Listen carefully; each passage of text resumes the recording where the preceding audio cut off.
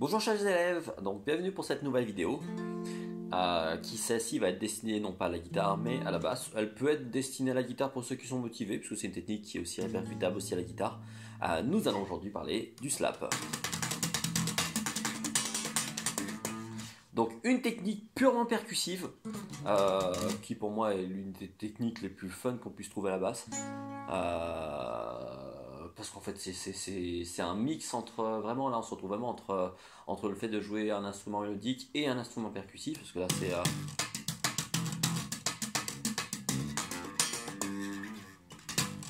donc c'est là va y vraiment y avoir ce côté vraiment hyper percussif. On va vraiment un peu reprendre un peu les idées qu'on retrouve à la batterie. Donc pour ceux qui veulent le tenter, je vous la conseille vivement parce que c'est vraiment une technique très intéressante. Alors parlons bien parce que c'est une technique qui elle va devoir se travailler avec beaucoup de rigueur.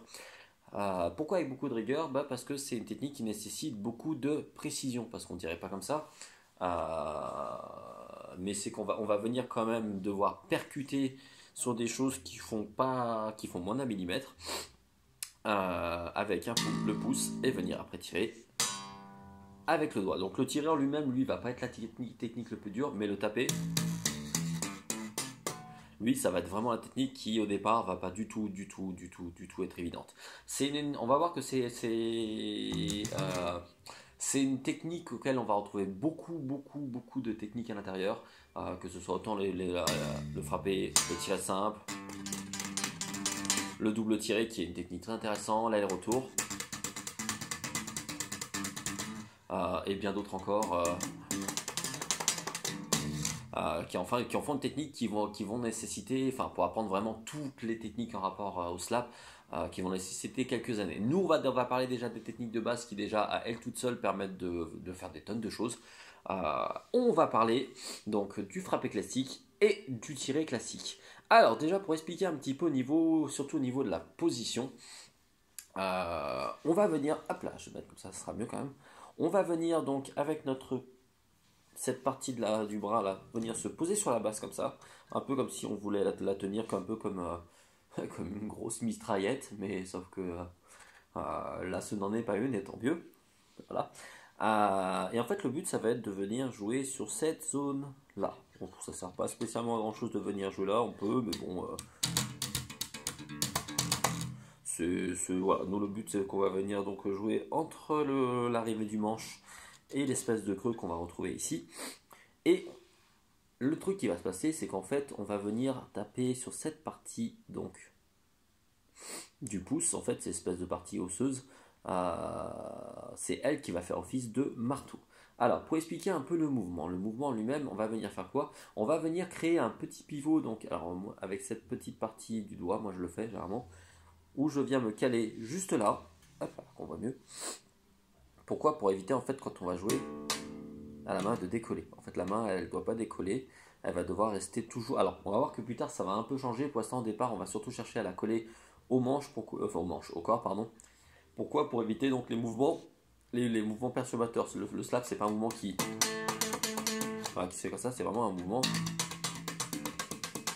Quand on voit ma main elle ne cherche jamais à bouger, en fait elle reste toujours en fait contre le corps.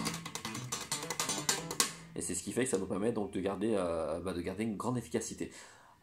Deuxièmement, le mouvement ça va être quoi? Ça va être en fait un mouvement de rotation. Ça veut dire qu'en fait je vais ouvrir et venir en fait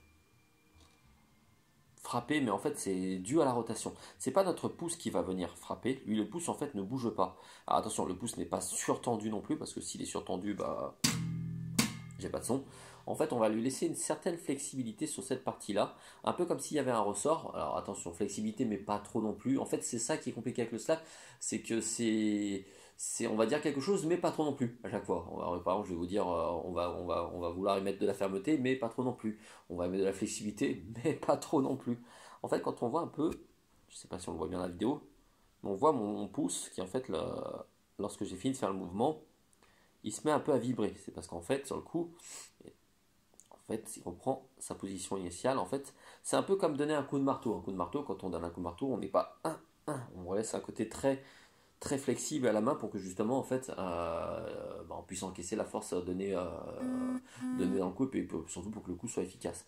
Donc en fait ça va être vraiment un mouvement de rotation et surtout ça va faire arriver à ce niveau là. Donc là ce sera quand j'arriverai sur les cordes en fait. C'est comme si je vais m'arrêter en fait en me disant il y a un mur. En fait hop là. Voilà. Je cherche pas à aller comme ça. Donc à venir écraser sinon ça fait pas de son. Hop là, touc. Et là j'essaie de venir. Donc ce qui va être important au départ quand on va le faire, donc on peut déjà essayer de s'entraîner juste à faire comme ça en tournant le poignet, hop, et en se disant je l'arrête ici, voir si notre pouce il va faire bien cette espèce d'aspect où il va vibrer là. Hop là, tac, je remonte. Là. Et à partir de là, on va pouvoir venir se poser là. Et ce qui va être important, ça va être d'exagérer chaque mouvement. Ça c'est vraiment important de se dire qu'à chaque fois quand je vais créer un mouvement, j'exagère. Dans tous les cas, peu importe les mouvements qu'on va apprendre, que ce soit autant la guitare que la basse, n'importe quoi, les mouvements vont toujours être travaillés en exagération. Pourquoi? Parce qu'en fait, le but, c'est que le corps comprenne, qu'il calcule le mouvement. En fait, c'est ça qui va se passer en musique. Quand on fait quelque chose en musique, en fait, le corps apprend à calculer le mouvement. Pourquoi? Pour qu'il soit toujours, en fait, identique lorsqu'il va être appliqué. Là, quand je joue là, j'ai beau jouer même à 400 l'heure, globalement, en fait, c'est toujours le même mouvement que même si je le faisais. C'est le même mouvement, quoi. Donc, là, ce qui va se passer. Alors, c'est vrai que si je parle pas du mouvement du tiré, on va pas y arriver non plus. Le mouvement du tiré, parce qu'en fait, on va devoir bosser les deux mouvements en un. Le mouvement du tiré, donc comment ça va fonctionner? On va venir chercher avec notre index, en fait, sur cette petite partie-là. Je sais pas si ça se voit bien à la caméra, voilà. Donc, hop là, ça sera mieux comme ça. Et hop là. Voilà. Juste sur cette petite partie là, en fait, on va venir chercher très peu de cordes. En fait, quand je vais chercher, je sais pas si ça se voit, je vais chercher très peu en fait. On va besoin de chercher. Et le tirer, en fait, lui, il est très simple parce qu'en fait, c'est vraiment une ouverture. Quand on va ouvrir la main, je mets un tirer. Voilà, tout simplement le tirer, ça vraiment bête.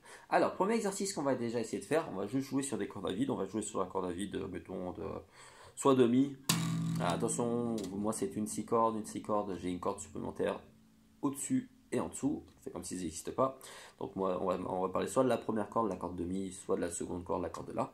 Et le truc ça va être, j'ouvre, je vérifie bien que j'ai bien ouvert, je tourne, s'il n'y a pas de son, ce n'est pas grave, on ne cherche pas à sortir du son bientôt, on crée le mouvement, si ça fait, c'est pas grave, on continue, et là je vais chercher après avec mon index, la dernière corde, la corde de sol, et j'ouvre.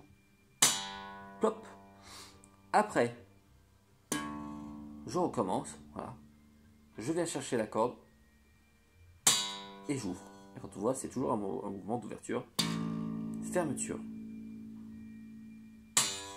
Et le truc au départ, c'est de le travailler lentement. On ne cherche pas à aller plus vite. Voilà. Pourquoi? Parce que ce qui va être dur au départ, ça va être de sortir du son. Alors attention, même si je vois que je donne pas bon exemple, généralement je conseille moi c'est de relever la manche. Pourquoi? Parce qu'on va vite découvrir que les vêtements vont avoir tendance à couvrir le son. Moi, avec le temps j'ai l'habitude. Voilà. Hop. Éventuellement j'ai mon truc là qui couvre le son aussi. Voilà. Et on y va doucement.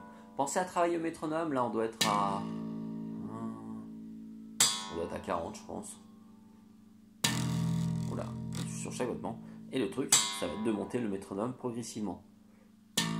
De 10 en 10 si c'est facile, de 5 en 5 si c'est difficile. Mais quand on voit, j'exagère toujours mon mouvement. Quand on voit, regardez, c'est toujours très exagéré. Alors, petit morceau pour ceux qui vont peut-être y réussir, que je vous montre. Alors, il va être très simple ce petit morceau. Alors pour l'instant, on va se dire que quand on jouera sur les deux premières cordes, donc corde de mi et corde de la, on viendra taper. Quand on jouera sur la dernière corde, on verra plus tard à parler de la troisième corde, donc la corde de sol, on va chercher toujours à tirer. Notre morceau, alors sachant qu'il peut se placer sur n'importe quelle case, mais nous on va dire qu'il va aller sur la cinquième case de la corde de la, donc la seconde corde. Et donc on va faire ce qu'on appelle des octaves. Les octaves, qu'est-ce que c'est? Je ferai tout un cours là-dessus pour l'expliquer. Les octaves, en fait, simplement, c'est les mêmes notes, mais plus aiguës, plus graves. C'est exactement les mêmes notes. Alors, notre petit morceau, il va faire quoi? Il va faire donc case 5 cordes là, en tapé. Après, on va chercher case 7, corde de sol, la quatrième, tirée. Après, on déplace de 2 cases. Donc, ça fait case 7, corde de la, donc la seconde corde, frappée. Après, case 9, corde de sol, la dernière, que je tire. Et après, je vais revenir sur la première corde, donc la case 3, et je fais... quoique, on peut faire le corde à vide, c'est mieux. Bon, c'est mieux. Je recommence. Case 5, corde de la seconde. Je tape. Après, case 7, corde de sol, la quatrième corde. Je tire. Case 7, corde de la seconde corde. Je frappe. Et case 9, la dernière corde, corde de sol. Je tire. Et après, en corde à vide sur la grosse corde, la première. Voilà. Et globalement, on ne dirait pas, mais rapidement, ça peut donner un truc sympa.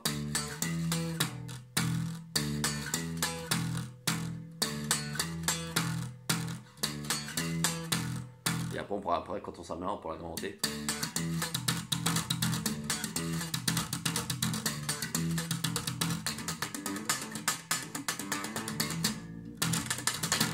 Voilà, bon en tout cas, bon courage pour les bassistes. Je ferai aussi dès aujourd'hui une autre vidéo pour la guitare. Travaillez bien et bon courage pour ceux qui sont confinés.